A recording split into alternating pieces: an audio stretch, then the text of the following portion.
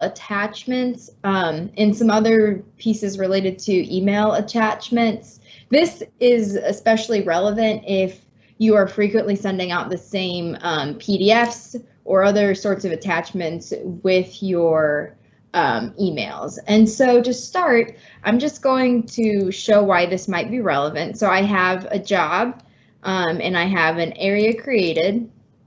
I'm going to run an estimate report. And when I click email, as you may know, it's going to automatically attach this estimate. So it's going to attach this PDF. And you can see this PDF, the Save Attachment button is checked. And so that means it's going to automatically add the attachment into our job file section. So I'll demonstrate that in a second. But we have the options up here. It says job attachments and global attachments. So if there are any files already in this Andy test job file section, we can attach those. So you can see we have some drawings in here and we don't have any particular documents, but at the global attachments section, we have a few different documents, for example, countertop expectations or credit card authorization. So you could send those, you could attach those files, and I'm going to send this to myself to demonstrate what this is going to look like. And so now it's going to send both the PDF, this estimate PDF, and our credit card authorization form. Now, as I'm waiting for that to come to my email, I'm going to go over here to the job file section, and you can see this estimate was automatically saved. And this obviously can be important to have these files auto-saved when you're emailing them. So you have a record of the estimate that you sent, and it has the same date as the date that you sent that email. So I'm going to go ahead and open up my email on my other screen and grab. So now you can see in that email, I have both my estimate PDF and my credit card authorization form. So let's talk about how to set that up. If you want to include what we call these global attachments, and again, that's a little bit of a funny vocabulary, but essentially means it's a file that is available anytime you send out an email. So it's always available to you to send. We're going to go to search for your account name. So your fabrication shop name, in this case, it's ABC Countertops, and the customer name. And then you're going to go over to the right-hand side and go to ABC Countertop Files. So this is typically a customer file section for customers, but when we're dealing with your ABC Countertops account, it allows you to store these global files. So here is where you may already have email signatures or logos stored, and then you can see I already have this credit card authorization and countertop expectations forms. And now I'm going to go ahead and just demonstrate what this looks like. I'm going to add and browse for a new file, and I'm going to go to my desktop and, wrong desktop. And earlier I had care and maintenance of natural stone countertops. So I'm going to open this one and upload this new file. So now you can see down here, it's called the care and maintenance of natural stone countertops. And so now I'm going to go back to that test customer. And if I go to send another email with my estimate,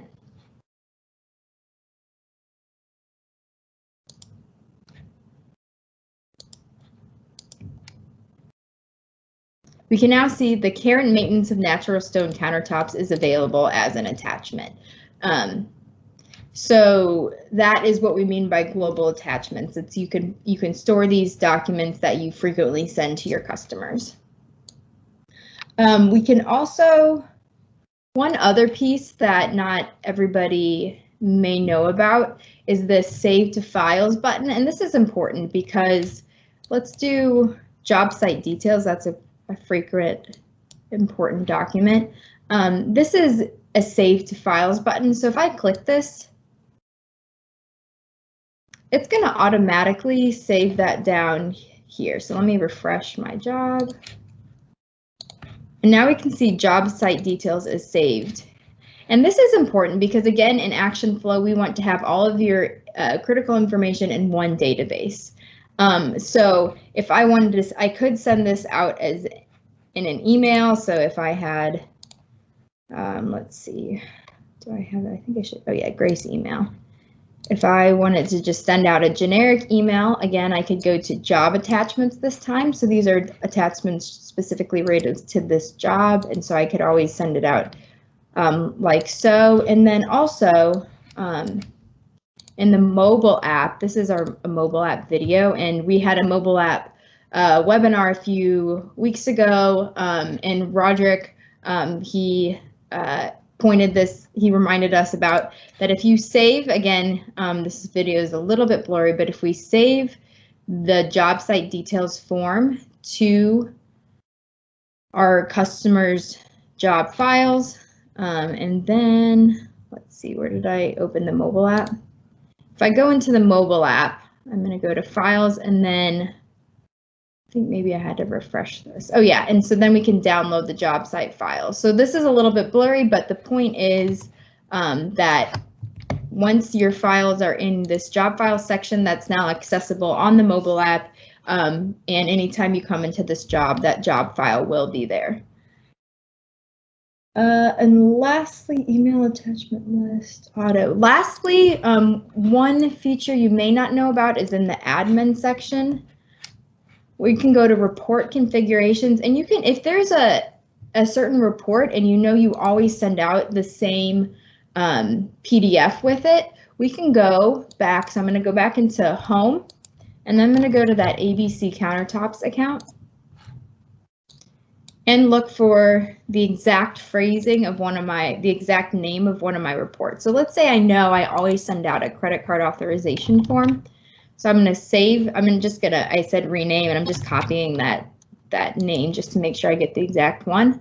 I'm going to go to administration, and then there's this field called email attachment list. So I'm going to paste that, tab, and hit save.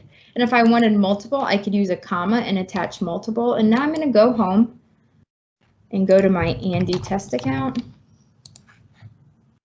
And when I run the estimate and send out an email, it's going to automatically attach that credit card authorization form. So if there's situations where you know you always include a certain PDF for a certain report that gets emailed out, you can always go into report configurations and kind of have that email attachment auto attach. So that it was a pretty short webinar today, but are there any questions or comments for this webinar? Grace, it's Roderick. Hey, Roderick. Only because you opened the door, I'm going to add some extra comments if you'll let me. Can you go back and email your estimate, please? Yes, I definitely can. What I wanted to point out was that, just let it build up for a second. Oh, okay. Okay. So when you have your view like this, the only way that this PDF gets saved into the file attachments on the job is if you hit the email button and follow through with the email. Oh, correct. By default, if you don't hit the email button, it won't save in the file attachments. So as Grace pointed out, the icon to the immediate right allows you to save this directly to the file. So the one step that does it automatically at the same time is when you hit the email button. If you do not do let's say for instance, you print off a hard copy and you give that to your client because they're standing right in front of you at the front counter, then this will not save automatically in your file attachments. So you would have to hit that little icon between Adobe and email, and that will save it then for you to your Files tab. Now, once you're back in your Files tab, you can see now that there is multiple versions of the same estimate. And why I'm bringing this up and why it's important to understand this is that in many cases, if a client phones 2 or 3 days later and they want another copy of the estimate, logic would dictate that you go back and print it again and then send it from there. the trouble with that is that you're now sending a new version with a new date stamp, new timestamp, and it's not actually the same estimate that was sent originally.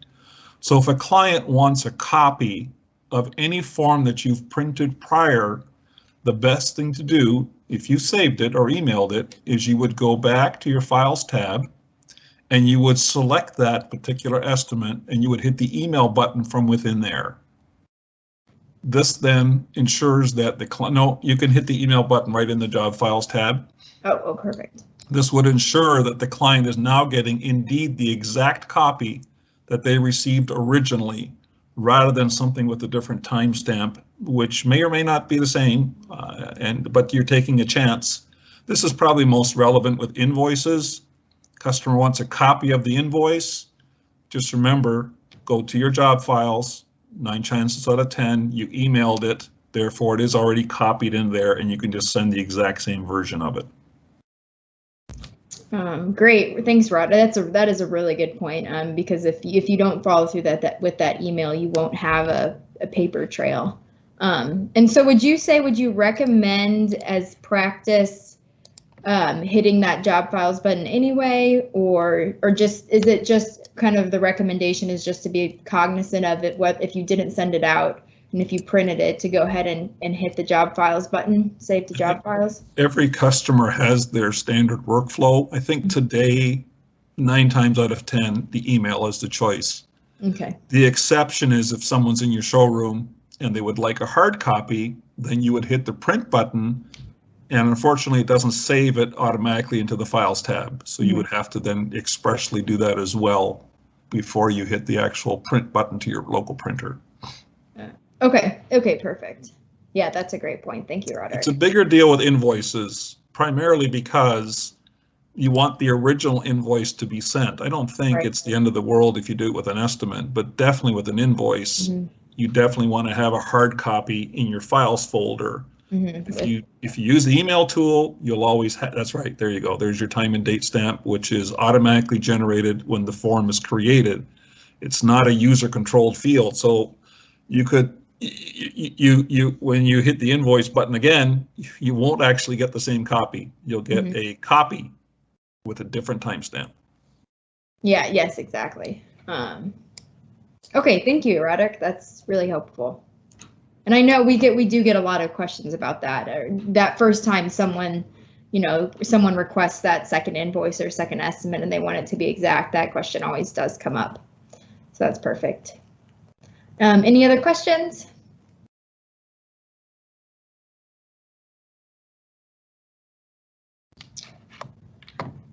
All right, well, thank you all for being here, and we will have another webinar in a couple weeks. So thank you again, and we'll see you next time. Okay, thank you.